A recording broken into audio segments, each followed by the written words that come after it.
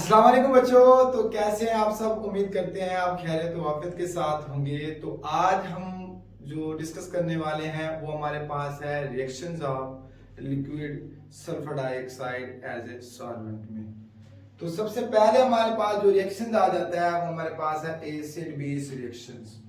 तो acid base reactions को देखते हैं तो आप लोगों को पता है एसिड बेस रिएक्शंस क्या होते हैं बच्चे। हमारे पास एसिड बेस रिएक्शन ऐसे रिएक्शंस होते हैं जिनमें हमारे पास क्या हो, न्यूट्रलाइजेशन रिएक्शंस। कौन से रिएक्शंस? न्यूट्रलाइजेशन रिएक्शंस को ही एसिड बेस हम रिएक्शंस बोलते हैं, ठीक है। और एसिड बेस रिएक्शंस जिसमें हम न्यूट्रलाइजेशन होती है, न्यूट्रलाइजेशन का मतलब क्या होता है हमारे पास बच्चे, आप लोगों को पता होना चाहिए कि न्यूट्रलाइजेशन होता है हमारे पास जिसमें फॉर्मेशन ऑफ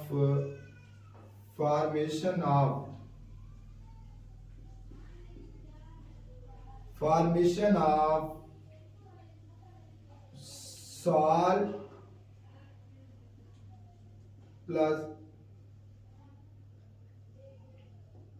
सॉल्वेंट्स। मतलब कि ऐसी जिसके अंदर हमारे पास क्या हो रहे हो, न्यूट्रलाइजेशन ऐसे रिएक्शन होते हैं जिसके अंदर हमारे पास फॉर्मेशन हो किस किस की, साल्ट की भी फॉर्मेशन हो रही हो और हमारे पास सॉल्वेंट की भी फॉर्मेशन हो रही हो। लेकिन यहाँ पर जो सॉल्वेंट होगा वो आप लोगों के लिए हमारे पास यहाँ पर जो सॉल्वेंट होगा वो होगा हमारे पास सल्फर डाइऑक्साइड। क्या होगा हमारे पास? Sulphur dioxide.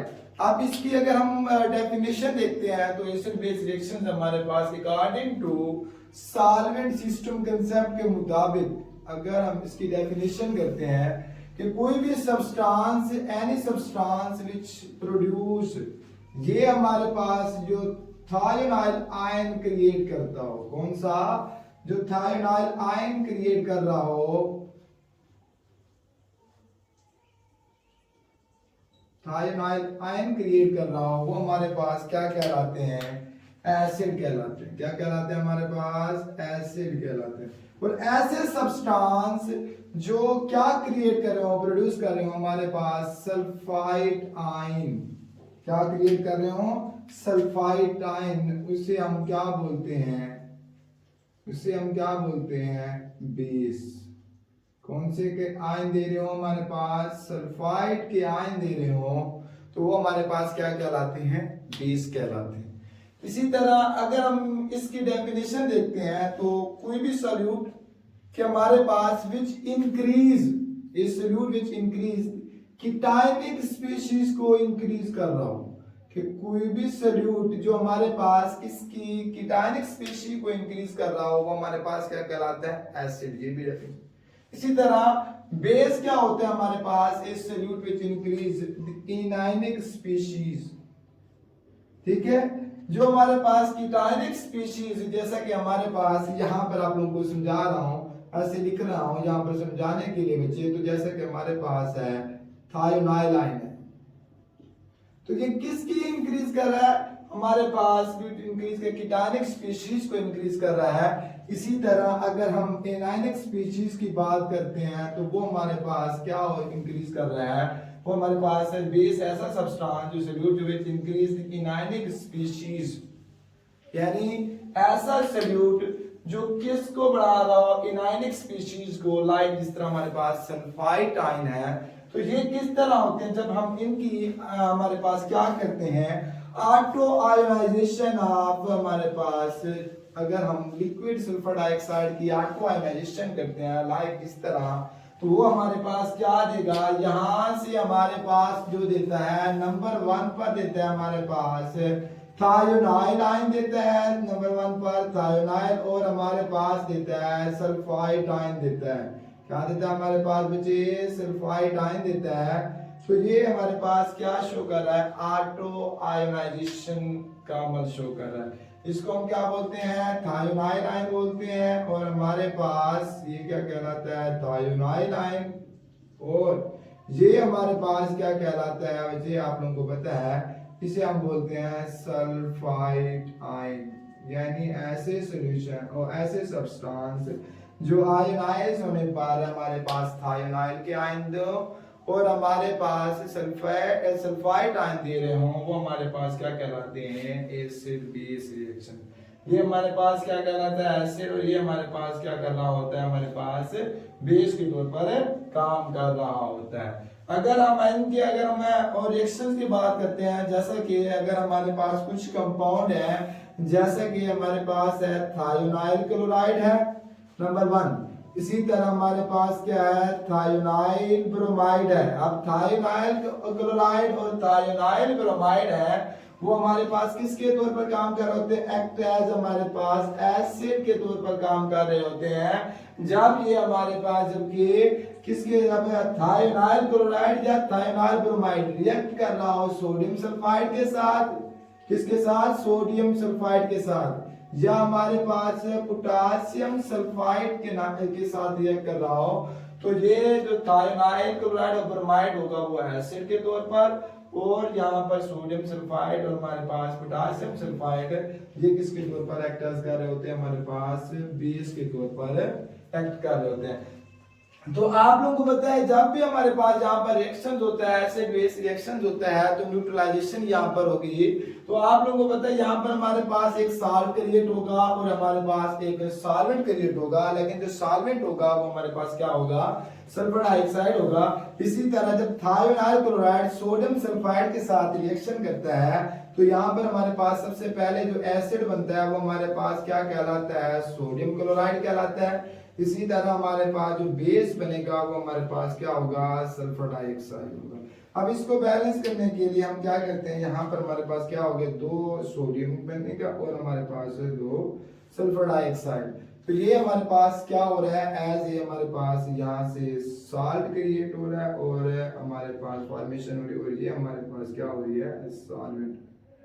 तो आप लोगों को पहले भी ऊपर बताया है कैसे रिएक्शन जिसके अंदर हमारे पास एसिड बेस रिएक्शन कर रहे हो, साल्ट भी बन रहा हो, सॉल्वेंट भी बन रहा हो हमारे पास न्यूट्रलाइजर, लेकिन यहाँ पे जो सॉल्वेंट होगा वो सल्फर डाइऑक्साइड। इसी तरह अगर हम इसकी बात करते हैं तो ये हमारे पास एसिड के तौर पर काम कर रहा है, किसके तौर पर हमारे पास काम कर रहा है, एसिड के तौर पर काम कर रहा है, और हमारे पास ये क्या कर रहा है, बेस के तौर पर काम कर रहा है। क्या कर रहा है, क्योंकि ये कीटाइनिक स्पीशीज को इंक्रीज करता है, वो हमारे पास इनाइनिक स्पीशीज को इंक्रीज करता है। तो जिस तरह हमारे पास यहाँ से जो प्रोडक्ट बनेगा वैसे तो आपको पता है कि हमारे पास अब यहाँ पे सॉल्ट बनेगा, वो क्या होगा, पोटेशियम ब्रोमाइड होगा।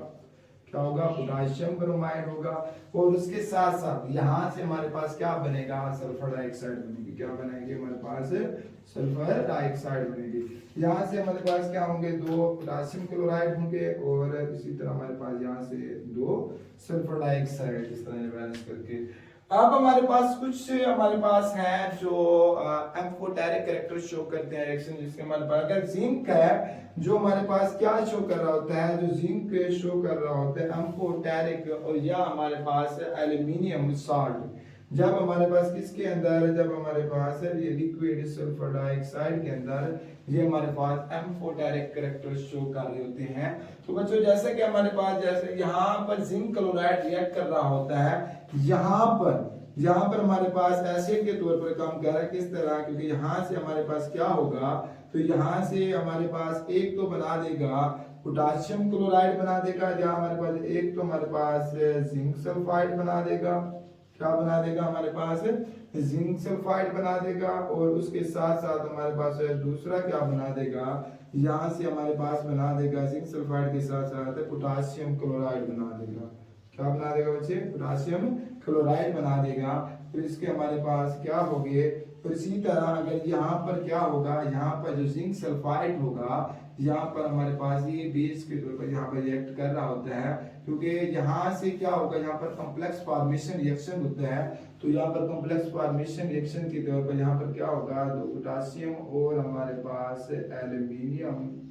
आप लोगों को पहले भी पता है कॉम्प्लेक्स फॉर्मेशन रिएक्शन, पिछले लेक्चर्स में भी हमने पढ़ा था, पोटेशियम एल्यूमिनियम, और उसके बाद हमारे पास बनेगा सल्फाइड के आयन बनेगा। क्या बनेगा, सल्फाइड के आयन। ये हमारे पास क्या कहलाते हैं, कॉम्प्लेक्स फॉर्मेशन रिएक्शन कहलाते हैं। ठीक है, ये हमारे पास क्या कहलाते हैं, in the presence of liquid sulphur dioxide, in the presence of liquid sulphur dioxide. यहाँ पर हमारे पास इसको बैलेंस करने से 2 आते हैं, इसको करके भी देखना। और इसी तरह अब हमारे पास यहाँ पर भी क्या होगा, तो ये जो होगा ना, ये रिएक्शन जहाँ पर जिंक क्या शो कर रहा होगा, एसिडिक कैरेक्टर शो कर रहा होगा। क्या शो कर रहा होगा, एसिडिक कैरेक्टर शो कर रहा होगा। और यहाँ पर जो जिंक है, जब जिंक सल्फाइड, यहाँ पर जिंक सल्फाइड पोटेशियम सल्फाइड, तो यहाँ पर ये क्या शो कर रहा होता है, बेसिक कैरेक्टर शो कर रहा होता है। क्या शो कर रहा होता है, बेसिक कैरेक्टर शो कर रहा होता है। और अगर हम इसी तरह इसकी बात करते हैं एल्यूमिनियम क्लोराइड की, तो ये हमारे पास क्या होता है, तो एल्यूमिनियम क्लोराइड भी यहाँ पर हमारे पास एम्फोटेरिक के तौर पर काम कर रहा है, एसिड और बेस दोनों के। अब देखो यहाँ से अगर हमारे पास एक बनता है, एसिडिक कैरेक्टर कब शो करेगा, जब हमारे पास यहाँ से एक तो हमारे पास बना देगा एल्यूमिनियम सल्फाइड बना देगा। क्या बना देगा, एल्यूमिनियम सल्फाइड बना देगा। और उसके साथ साथ हमारे पास यहाँ से देखें तो एल्यूमिनियम सल्फाइड हमारे पास बनता है, एल्यूमिनियम सल्फाइड बनता है। और यहाँ से हमारे पास 6 पोटाशियम क्लोराइड बनेगा। ठीक है, 6 पोटाशियम क्लोराइड बनेगा। और यहाँ पर जो शो कर रहा होगा एल्यूमिनियम, ये हमारे पास एसिडिक कैरेक्टर शो कर रहा है। क्या हमारे पास शो कर रहा है, एसिडिक कैरेक्टर शो कर रहा है। और इस तरह अगर हम इसके साथ यहाँ पर कॉम्प्लेक्स फॉर्मेशन अगेन होते हैं, तो यहाँ पर हमारे पास बेसिक कैरेक्टर शो करते हैं। तो ये किस तरह बनता है, hamaरे पास ये बनेगा 2 पोटाशियम और 3 इनटू, यहाँ पर हमारे पास बनेगा एल्यूमिनियम और हमारे पास सल्फाइड। क्या बनेगा, एल्यूमिनियम सल्फाइड हमारे पास यहाँ से जो है वो क्रिएट होता है। ये हमारे पास क्या होगा, कॉम्प्लेक्स फॉर्मेशन रिएक्शन होती है। तो यहाँ से ये हमारे पास चीज क्या शो कर रही है, बेसिक कैरेक्टर को शो कर रही है। किसको शो कर रही है, बेसिक कैरेक्टर हमारे पास शो कर रहा है। कौन शो कर रहा है, एल्यूमिनियम इधर शो कर रहा है, इधर एसिडिक कैरेक्टर शो कर रहा है, इधर बेसिक कैरेक्टर। यहाँ पर शो कौन कर रहा था, यहाँ पर हमारे पास जिंक शो कर रहा था। ये एसिडिक कैरेक्टर फर्स्ट रिएक्शन, ये हमारे पास बेसिक, यहाँ पर कॉम्प्लेक्स फॉर्मेशन रिएक्शन। तो बच्चे ये आप लोग नोट कर लें, उसके बाद हम नेक्स्ट इसके रिएक्शंस की बात करते हैं। तो बच्चों आप सेकंड रिएक्शंस की बात कर रहे हैं, हमारे पास क्या है, रिडॉक्स रिएक्शंस है। तो रिडॉक्स रिएक्शंस की सेम डेफिनेशन जिस तरह हमने प्रीवियस लेक्चर में डिस्कस किया था कि हमारे पास रिडॉक्स रिएक्शन ऐसे रिएक्शंस होते हैं कि जिसमें हमारे पास एक रिएक्टेंट ऑक्सीडाइज हो रहा हो और दूसरा रिएक्टेंट हमारे पास क्या हो रहा हो, रिड्यूस हो रहा हो सिमल्टेनियसली एक ही वक्त में। वो हमारे पास क्या कहलाते हैं, रिडॉक्स रिएक्शन कहलाते हैं, जिन्हें हम क्या बोलते हैं, ऑक्सीडेशन रिएक्शन भी बोला जाता है। Oxidation reduction reaction, oxidation reduction reactions भी बोला जाता है। ऐसे केमिकल रिएक्शन जिसमें ऑक्सीडेशन भी हो रही हो और उसके साथ साथ हमारे पास रिडक्शंस भी हो रही हो, यानी हमारे पास वो कहते हैं वन, हमारे पास the types of chemical reactions in which the one reactant is oxidized. मतलब ऑक्सीडाइज का मतलब है जहां पर ऑक्सीडेशन, ठीक है।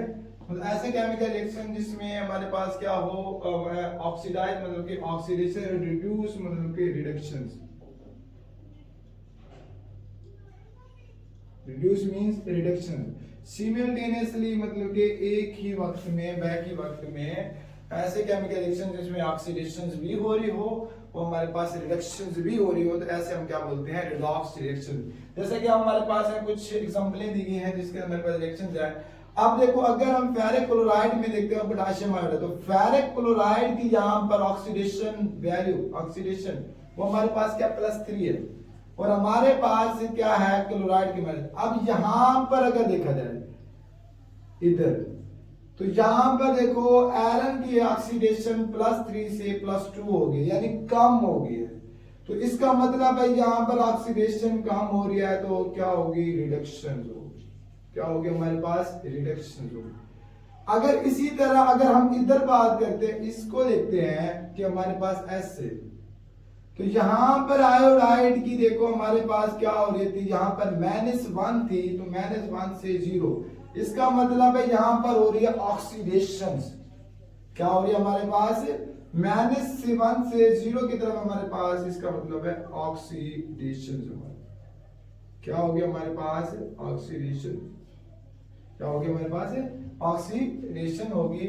अब इसी तरह अगर हम इधर बात करते हैं नाइट्रस ब्रोमाइड में देखते हैं, तो यहां पर देखो अगर नाइट्रोजन की ऑक्सीडेशन वैल्यू देखा जाए तो वो हमारे पास क्या है, +3 है, और अगर हम इधर देखते हैं तो इसमें क्या है, +2 है। तो इधर से अगर हम इस सिमट में जाते हैं तो यहां पर देखिए नाइट्रोजन की, किसकी, नाइट्रोजन की, यहां पर क्या हो रही है हमारे पास, कम हो रही है, तो इसका मतलब है यहां पर हमारे पास भी क्या होगा, रिडक्शन होगा। क्या होगा हमारे पास, रिडक्शन। अब इसी तरह अगर इधर देखते हैं तो वो हमारे पास क्या होगा, ऑक्सीडेशन, क्योंकि इंक्रीज हो रही है, -1 से 0 की तरफ जा रही है, तो इसका मतलब है यहां पर हमारे पास क्या होगी, ऑक्सीडेशन होगी। तो आप देखो ऐसे रिएक्शन जिसमें ऑक्सीडेशन भी हो रही है और रिडक्शन भी हो रही है, तो ऐसे रिएक्शन को हम क्या बोलते हैं, रिडॉक्स रिएक्शन बोला जाता है। अब इसी तरह अगर हम इसकी मिसाल को देखते हैं तो यहां पर भी वही सेम सिनेरियो है जिस तरह यहां पर था। तो नाइट्रोजन यहां पर +3 शो कर रहा है, तो यहां पर +2 शो कर, इसका मतलब कम हो रही है, तो इसका यहां पर क्या होगा, रिडक्शन होगा। क्या होगी, रिडक्शन। अगर यहां पर देखो -3 से किस में चली गई है, 0 में चली गई है, तो इसका मतलब है कि यहां पर क्या होगी, यहां पर होगी हमारे पास ऑक्सीडेशन। क्या होगी हमारे पास, ऑक्सीडेशन होगी, यानी ऐसे रिएक्शन जिसमें ऑक्सीडेशन भी हो और रिडक्शन भी हो, हमारे रिडॉक्स रिएक्शन होती है। तो बच्चे ये था सेकंड रिएक्शन, तो इसको पहले आप लोग नोट कर लें या स्क्रीनशॉट ले लें, उसके बाद हम थर्ड को देखते हैं। तो बच्चों अब थर्ड रिएक्शंस की बात कर रहे हैं, जो हमारे पास प्रेसिपिटेशन रिएक्शंस हैं। सेम रिएक्शन जिस तरह हमने लिक्विड हाइड्रोजन फ्लोराइड में बात किया था, लिक्विड अमोनिया में बात किया, वही रिएक्शंस हैं, बस थोड़ी सी यहाँ पर एग्जांपल थोड़ी सी चेंज है, बाकी डेफिनेशन भी सेम वही है।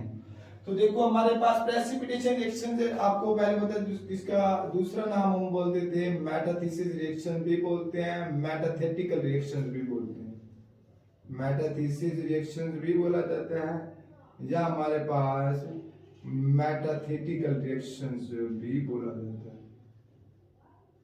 तो इसकी definition, the types of chemical reaction is the formation of insoluble salt, मतलब कि जिसमें इनसोल्यूबल सॉल्ट की formation, insoluble salt means precipitate,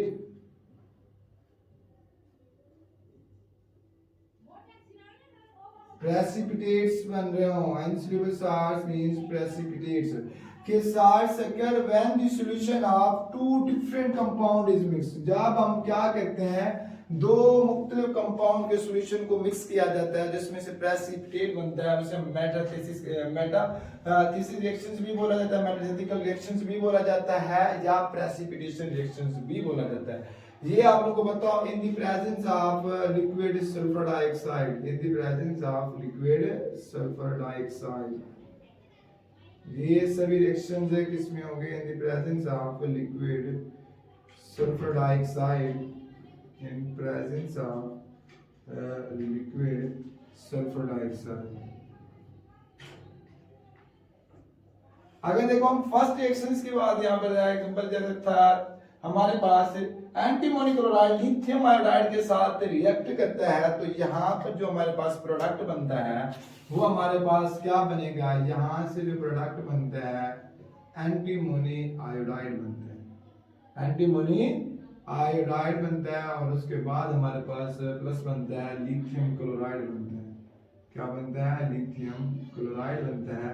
इसी तरह हमारे पास अगर थायोनाइल ब्रोमाइड रिएक्ट करता है NaCl के साथ, तो यहाँ से क्या बनता है हमारे पास थायोनाइल क्लोराइड बनता है, थायोनाइल क्लोराइड बनते हैं। और उसके साथ साथ हमारे पास क्या बनेगा, यहाँ से सोडियम ब्रोमाइड बनेगा। क्या बनेगा, सोडियम ब्रोमाइड बनेगा, सोडियम ब्रोमाइड। इसी तरह जब पोटासियम आयोडाइड के, तो ये भी हमारे पास क्या होगा, यहाँ पर हमारे पास बनेगा थायोनाइल, थायोनाइल आयोडाइड।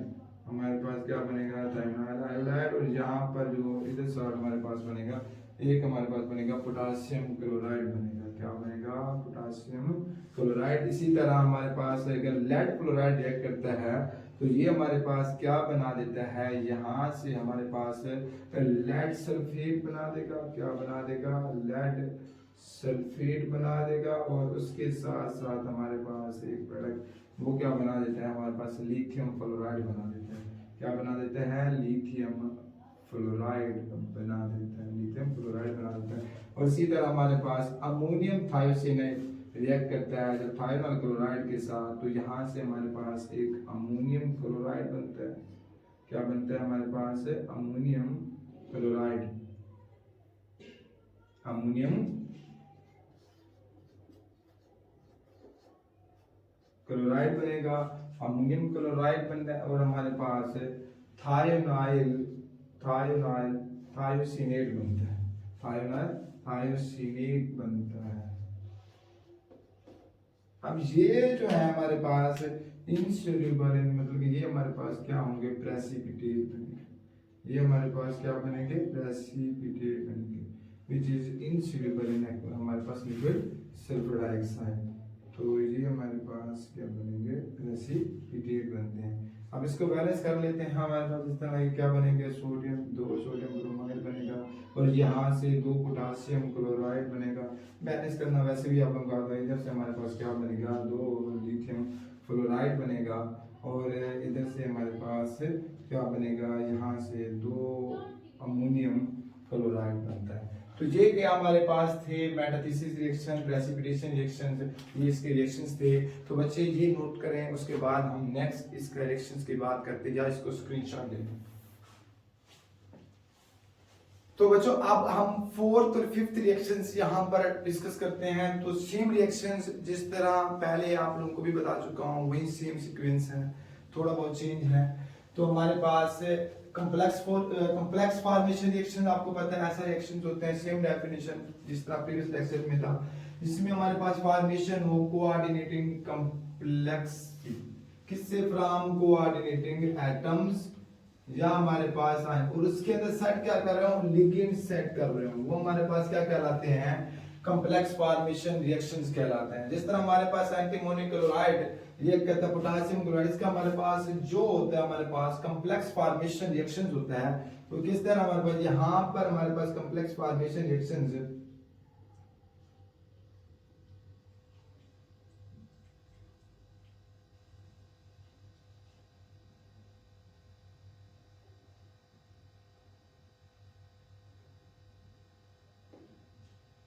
ये हमारे पास क्या कहलाते हैं, कॉम्प्लेक्स फॉर्मेशन रिएक्शंस कहलाते हैं। तो ये आप लोगों को पता है हमारे पास ये क्या होता है, काउंटर आयन के तौर पर जाना जाता है, प्रीवियस लेक्चर काउंटर आयन के तौर पर जाना जाता है।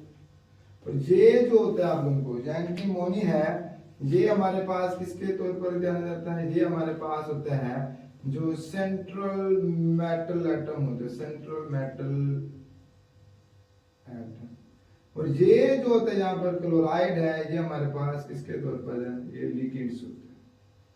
ठीक है, ये हमारे पास क्या होता है, लिगेंड्स होता है। तो इसी तरह अगर हम इसकी रिएक्शंस की बात यहाँ पर देखते हैं, तो इसका हमारे पास क्या होगा, यहाँ पर पोटासियम, ठीक है, और इधर हमारे पास क्या बनेगा, यहाँ से एंटीमोनी और क्लोराइड, यानी ये होता है, वैसे नाम इसका आप लोग आगे भी पढ़ोगे, वैसे कोऑर्डिनेशन केमिस्ट्री के अंदर होता है पोटासियम हेक्साक्लोरो एंटीमोनी। ठीक है, तो ये आप लोगों का हमारे पास ये क्या बन रहा है, कॉम्प्लेक्स फॉर्मेशन रिएक्शंस हो रहे हैं। ठीक है, यहाँ पर जिसका अगर हम उसके चार्ज की बात कर लेते हैं, तो ये हमारे पास क्या आता है, +-3 आता है इसके ऊपर। ठीक है, ये वैसे बता रही है हमारे पास इसके ऊपर भी +3 आता है। अब देखो इसके ऊपर +1 आता है, ठीक है एक है।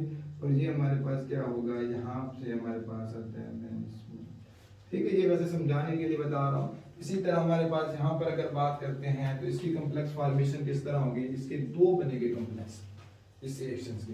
हमारे पास एक बनता है जब एंटीमोनी पेंटाक्लोराइड एसिटाइल क्लोराइड के साथ रिएक्ट करता है, तो ये हमारे पास एक ऐसी एक ये कॉम्प्लेक्स बनता है, ठीक है। और एक हमारे पास एंटीमोनी हेक्सा क्लोराइड इसके ऊपर भी, ठीक है। अब इसी के हमारे पास इसके भी दो बनते हैं कॉम्प्लेक्स, एक हमारे पास बनते हैं NO हाइड्रोक्सान, और इसी तरह हमारे पास एक बनता है हमारे पास एंटीमोनी हेक्सा हमारे पास है क्लोराइड, ठीक है। ये हमारे पास क्या थे, ये हमारे पास कॉम्प्लेक्स फॉर्मेशन रिएक्शंस थे। अब इसी तरह हमारे पास सोल्वोलाइसिस रिएक्शंस, जिसे हम सोल्वोलाइटिक रिएक्शंस भी बोला जाता है, सोल्वोलाइटिक रिएक्शंस भी बोला जाता है, ठीक है। ऐसे रिएक्शंस जिसमें जो सल्फर डाइऑक्साइड मॉलिक्यूल हो वो हमारे पास यहाँ पर जिस तरह बाकी मॉलिक्यूल्स होते थे, जिस तरह रिएक्शन लिक्विड अमोनिया वहां पर होता था, लिक्विड हाइड्रोजन, वही सेम डेफिनेशन सिर्फ यहाँ पर है, वहां पर reaction in which sulphur dioxide used as a reactant, जिसमें हमारे पास ऐसे रिएक्शंस जिसमें सल्फर डाइऑक्साइड को बातों रिएक्टेंट इस्तेमाल किया जा रहा हो, और अंडरगोज दी हमारे पास लाइसिस मींस आप लोगों को पता है यहाँ पर स्प्लिट अप टू, यहाँ पर कौन कौन से होंगे जो स्प्लिट होगा हमारे पास, स्प्लिट अप टू, यहाँ पर दो आयन के अंदर कौन कौन से यहाँ पर होती थी आप लोगों को, थायोनाइल, और उसके बाद हमारे पास सल्फाइड आयन, क्या हमारे पास सल्फाइड आयन, ठीक है। थायोनाइल और सल्फाइड आयन का स्प्लिट होना, क्योंकि ये जो होगा sulphur dioxide as a reactant के तौर पर, और इनमें से जो वन या बोथ पार्ट, एक या दोनों पार्ट के अटैच्ड विद सॉल्यूट मॉलिक्यूल्स या आयंस के साथ अटैच होने, वो हमारे पास क्या कहलाते हैं, सोल्वोलाइटिक रिएक्शंस कहलाते हैं, ठीक है। अब यहाँ पर एग्जांपल है, जिस तरह प्रीवियस एग्जांपल थी सेम है, यहाँ पर सिर्फ चेंज हुआ है हमारे पास सल्फर डाइऑक्साइड रिएक्टेंट, बाकी सेम प्रोसेस हुई है, ठीक है। तो यहाँ पर हमारे पास क्या होगा, यहां से एक प्रोडक्ट बन जाएगा फास्फोरस ऑक्सीक्लोराइड, ठीक है। और यहां से एक बनेगा सिलिकॉन ऑक्सीक्लोराइड, ठीक है। सिलिकॉन जो प्रोडक्ट हमारे पास होगा, बाकी यहाँ पर हमारे पास सभी सेम ही बनेगा, थायोनाइल क्लोराइड। ये करके भी देख लेना, बैलेंस करके भी आप लोग देख लेना। ये हमारे पास क्या बनाएगा, थायोनाइल क्लोराइड बना देगा, क्या बना देगा, थायोनाइल क्लोराइड बना देगा, सभी के अंदर थायोनाइल क्लोराइड बना देगा, ठीक है। और इसी तरह हमारे पास इसके ये कहेगा टू आएगा, सॉरी यहाँ पर, और यहाँ पर भी हमारे पास ये भी टू आएगा, ये हमारे पास क्या होगा, थायोनाइल क्लोराइड। इधर भी सेम प्रोसेस होगा, इधर भी सेम प्रोसेस होगा, जहां से बोरान ऑक्सीक्लोराइड बनता है, बोरान ऑक्सीक्लोराइड, यहाँ पर एल्यूमिनियम ऑक्सीक्लोराइड, ठीक है। और इसी तरह हमारे पास एक प्रोडक्ट यहाँ पर बाकी क्या होगा, थायोनाइल क्लोराइड, यहाँ पर थायोनाइल क्लोराइड। तो ये बच्चे था फिफ्थ रिएक्शन, स्ट्रीम रिएक्शन से बिल्कुल आसान है। अब ये आप लोग को स्क्रीनशॉट या नोट डाउन कर लें, फिर उसके बाद नेक्स्ट रिएक्शंस को हम देखते हैं। तो बच्चों अब 6 और 7 रिएक्शंस की बात करते हैं हमारे पास सल्फर डाइऑक्साइड के अंदर। तो फिर सेम रिएक्शन जिस तरह प्रीवियस लेक्चर सल्फोनेशन रिएक्शन, ऐसे रिएक्शन जिसमें हमारे पास क्या होता था कि जो लिक्विड जो भी लेते थे सल्फर डाइऑक्साइड, यहाँ पर हाइड्रोक्लोरिक एसिड, यहाँ पर अमोनिया, यहाँ पर क्या होता है सल्फर डाइऑक्साइड, जिसे रिएक्शन में liquid sulphur dioxide surrendered the other molecules by the means of किसके जरिए coordinating कोवैलेंट बॉन्ड के जरिए या आयन डाइपोल इंटरेक्शन के लिए या हाइड्रोजन बॉन्डिंग के जरिए। ठीक है, जिस तरह हमारे पास क्या होता था, कोई सेंट्रल मेटल एटम होती थी आप लोगों को, ठीक है, और इसके साथ साथ हमारे पास क्या होता था कि यहाँ से कोई लिगेंड अटैच होते थे। क्या होते थे हमारे पास, यहाँ से लिगेंड अटैच होते थे, ये हमारे पास क्या कहलाता है, इस तरह हमारे पास सॉल्वेशन रिएक्शंस होती थी जिसमें कोई हमारे पास लिक्विड सल्फर डाइऑक्साइड सॉल्वेंट होगा अदर मॉलिक्यूल के लेकिन कोऑर्डिनेटिंग कोवैलेंट बॉन्ड के जरिए। ठीक है, कोऑर्डिनेटिंग कोवैलेंट बॉन्ड के जरिए या हाइड्रोजन बॉन्डिंग के जरिए या आयन डाइपोल इंटरेक्शंस के जरिए। इस तरह यहाँ पर जब इसकी हम एग्जांपल्स की बात करते हैं तो सोडियम आयोडाइड का हमारे पास क्या बनेगा, यहाँ से जो हमारे पास सोडियम आयोडाइड सराउंडेड होगा अदर मॉलिक्यूल, यहाँ पर जाके हमारे पास यानी सल्फर डाइऑक्साइड सराउंडेड होगा अदर मॉलिक्यूल्स के साथ, तो ये हमारे पास क्या सोडियम आयोडाइड क्या होगा डॉट 4 सल्फर डाइऑक्साइड इसका, उसी तरह पोटेशियम आयोडाइड हमारे पास क्या होगा 4 सल्फर डाइऑक्साइड। ठीक है, और इसी तरह हमारे पास स्ट्रोंशियम आयोडाइड और 4 सल्फर डाइऑक्साइड। ठीक है, इसी तरह हमारे पास, तो इसी तरह टाइटेनियम ब्रोमाइड हमारे पास बना देगा टाइटेनियम ब्रोमाइड और हमारे टाइटेनियम टेट्राब्रोमाइड और हमारे पास क्या होगा 4 सल्फर डाइऑक्साइड। ठीक है, तो इसी तरह अब हम लास्ट रिएक्शंस की बात कर रहे हैं, वो हमारे पास क्या है, रिएक्शंस ऑफ ऑर्गेनिक कंपाउंड, क्योंकि because of liquid sulphur dioxide is an excellent solvent होता है, क्योंकि जो लिक्विड सल्फर डाइऑक्साइड को हम बेस्ट सॉल्वेंट के तौर पर ये इस्तेमाल किया जाता है किसके लिए, ऑर्गेनिक कंपाउंड के लिए, फॉस्फेट ऑर्गेनिक कंपाउंड के लिए। So it can act as medium for many organic reactions, इस वजह से हम इसमें बहुत सारे ऑर्गेनिक रिएक्शंस में जिस तरह अगर हम जिस तरह मैं सल्फोनेशन रिएक्शन की बात करते हैं, जब बेंजीन का हमारे पास सल्फोनिक क्लोराइड के साथ रिएक्शन होता है in the presence of liquid sulphur dioxide, तो ये हमारे पास क्या बन देता है, बेंजीन सल्फोनिक एसिड बना देता है। क्या बना देता है, बेंजीन सल्फोनिक एसिड। और इसी तरह हमारे पास क्या होगा, यहाँ से बेंजीन सल्फोनिक एसिड के साथ हाइड्रोक्लोरिक एसिड। ठीक है, इसी तरह हम फ्रेडल ग्रुप रिएक्शन की बात करते हैं बेंजीन का हमारे पास फिनाइल एसाइल ग्रुप के साथ, तो ये हमारे in the presence of aluminium chloride और लिक्विड सल्फर डाइऑक्साइड, तो यहाँ से जो प्रोडक्ट हमारे पास बनता है, तो इधर हमारे पास जो प्रोडक्ट बनेगा और हमारे पास प्लस हाइड्रोक्लोरिक एसिड, ये क्या होता है, इसको बोला बेंजोफिनोल, इसका नाम प्रोडक्ट क्या होगा, बेंजोफिनोल। इसी तरह हमारे पास ब्रोमिनेशन रिएक्शन, जब हमारे पास फिनोल रिएक्ट करता है ब्रोमीन के साथ in the presence of liquid sulphur dioxide, तो हमारे पास जो प्रोडक्ट बनता है वो हमारे पास फिनोल और हमारे पास पैराफिनोल ब्रोमीन बनता है, पैराफिनोल सॉरी पैराब्रोमो ब्रोमोफिनोल और हाइड्रोजन ब्रोमाइड।